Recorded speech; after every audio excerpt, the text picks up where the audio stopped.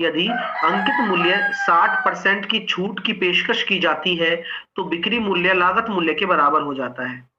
तो मूल्य कितने प्रतिशत बढ़ाकर अंकित किया गया था? तो पहले आप रेशो बनाओ। अगर आप डिस्काउंट दोगे तो क्या लिखोगे? सर 60% मेरा 3/5 होता है, यानी कि 5 पे अगर मैं 3 का डिस्काउंट दे दूंगा तो मैं 5 से 2 लिख दूंगा सर। ठीक है, यानी कि अगर मैं बात करूं ये मेरा एमआरपी है तो ये मेरा सेलिंग प्राइस हो जाएगा सर। बिल्कुल ठीक है सर। बिक्री मूल्य लागत मूल्य के बराबर है, यानी कि यही आपका क्या है? आपका सीपी है। बोला जा रहा है मैं क्या करूं? तो आपसे बोला जा रहा है कि यही सीपी है, तो आपका मार्कअप क्या होता है? कितना अधिक आप अंकित कर रहे हो? तो कितना अधिक अंकित कर रहे हो? 3 ज्यादा। किसके रेस्पेक्ट में? सीपी के रेस्पेक्ट में, इनटू 100। बस क्वेश्चन है, लैंग्वेज है, जितना भी घुमा सकते हो घुमा लो। एग्जामिनर के पास हक होता है और आपके पास पेन। ठीक है, आप भी कर लोगे। चलिए आइए, मैं आपसे कहता हूं कि दो संख्याएं हैं मेरे पास, एक तो 3a है और एक 4b है।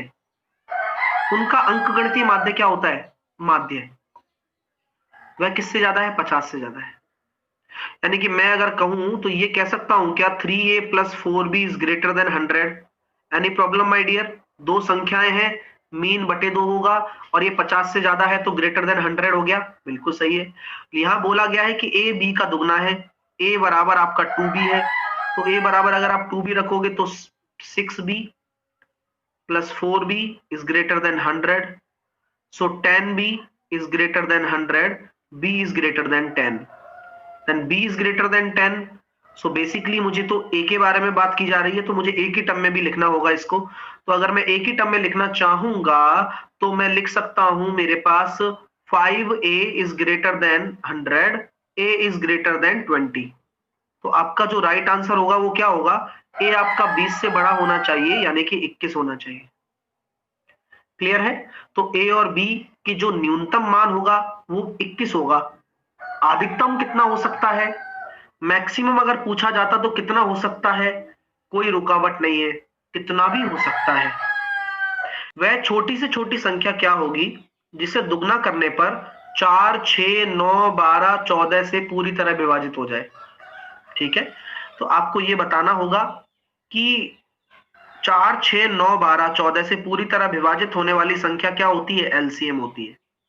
तो इन सभी संख्याओं का आपने क्या निकाल दिया? एक एलसीएम निकाल दिया। सर्वप्रथम आपने 2 से भाग दिया, 2 दूनी 4, 2 तिया 6, 9, 6 और 7। फिर आपने 2 से फिर दे दिया भाग, 2 एकम 2, 2 तिया 6, 9, 3, 7।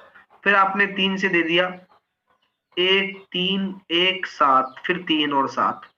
तो यहां से जो आपका एलसीएम निकल कर आ रहा है डियर स्टूडेंट, ये निकल कर आ रहा है 7 तिया 21 तिया 63 दूनी 126 दूनी 252।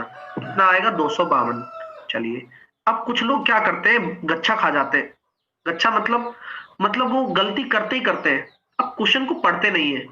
अब फील करिए क्वेश्चन को, भाषा को फील करिए। वह छोटी से छोटी संख्या क्या होगी जिसे दुगना करने पर, वह छोटी से छोटी संख्या n क्या होगी जिसे दुगना करने पर वह संख्या प्राप्त हो जाए जो कि इससे पूरी तरह विभाजित हो, यानी कि एलसीएम। तो वह n क्या होगा आपका? 252/2, 126 होगा डियर। तो यही होता है, बच्चा बिना सोचे समझे आंसर देता है और वहीं वह मात खा जाता है ना? तो छोटी छोटी चीजें डियर, कठिन क्वेश्चन नहीं है, भाषा का खेल है। और भाषा रूपी जो प्रश्न होते हैं उनको समझना ही आपका सबसे बड़ा टास्क है।